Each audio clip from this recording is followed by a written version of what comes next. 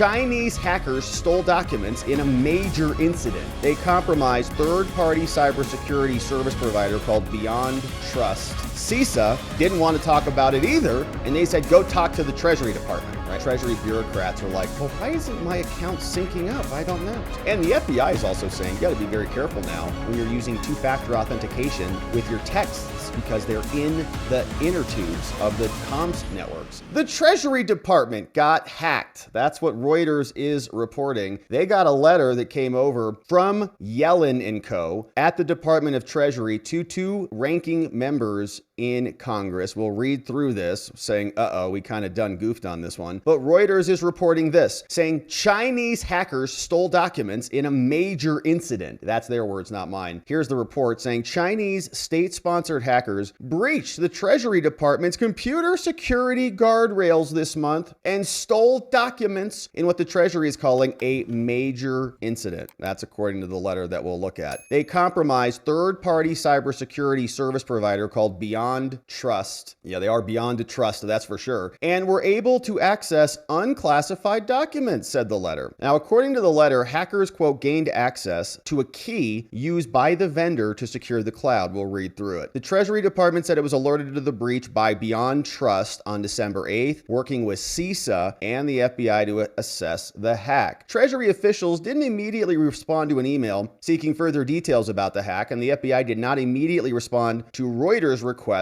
either. CISA didn't want to talk about it either, and they said, go talk to the Treasury Department, right? So you follow the circle, just kind of going in loops here. A spokesperson for the Chinese embassy in Washington said, we didn't do that. We firmly oppose the U.S.'s smear attacks against China without any factual basis. They're like, you can't even catch our hackers, idiots. And we know that our government is not beyond this, by the way. Remember when they came out and lectured us and they said that Russia blew up the Nord Stream pipeline so that they could exacerbate the war with Russia? And they lied about that. They knew who blew it up, but they lied to us about it because it was useful to them politically. And so some people are postulating that perhaps what's happening is China didn't do anything and our own Treasury Department is cooking the books. They're like, oh no. A spokesperson from Beyond Trust, based in Johns Creek, Georgia, told Reuters in an email, well, the company previously identified and took measures to address a security incident early December 24 involving a remote support product. Beyond Trust notified the limited number of customers who were involved, and we've been supporting the investigative efforts, so just cram it. Now, the spokesperson referred to a statement posted on the company's website that shared some details of the investigation, including that a digital key had been compromised in the incident. The investigation was underway. Now, another researcher at probably a competitor called SentinelOne said the incident fits a well-documented pattern of operations by PRC-linked groups with a particular focus on abusing trusted third-party services, a method that's becoming increasingly prominent from the people in China. And so here's what the letter says that was sent over to our Congress people, Sherrod Brown and Tim Scott. You know Tim Scott. He was in contention to be a VP nominee for President Trump until that didn't work out. And then now he's not even been nominated for anything. All right, but Tim Scott, he's the ranking member on a committee on banking and urban affairs. Sherrod Brown, also on banking, housing, and urban affairs in the House. So the House and the Senate get this letter on one of the final days of 2024. They say, okay, dear chairman and ranking member. Now, in accordance with the requirements of the FISM, the Federal Information Security Modernization Act, 2024, and criteria provided in other memos, this letter provides notice that the Department of Treasury has determined that a major incident occurred.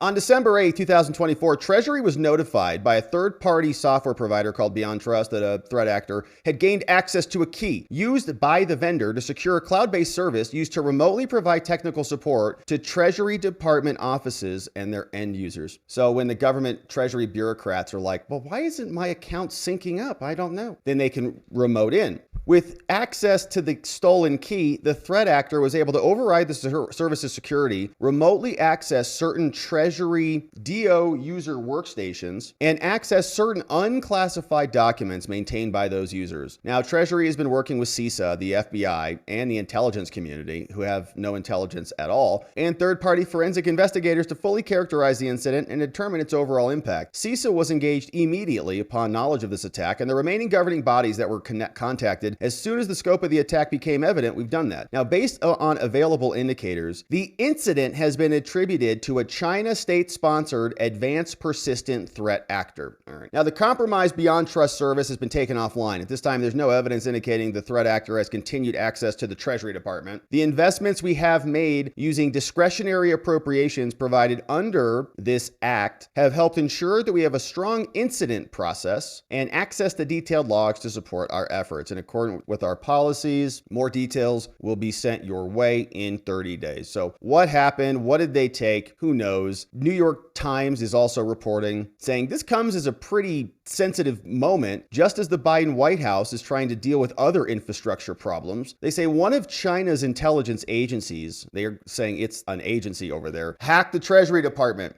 gained access. This is the latest in a series of embarrassing surveillance operation failures that the United States has failed to protect against. Now, it's unclear what they were seeking exactly, but senior officials with access said it appeared to be entirely an espionage operation and not part of other efforts to actually insert malicious computer code, right? The other idea, remember when we had the Iranian centrifuge hack? And so how did stuff keep blowing up over there? And it's probably because somebody else was, selling them bad chips. Don't really know.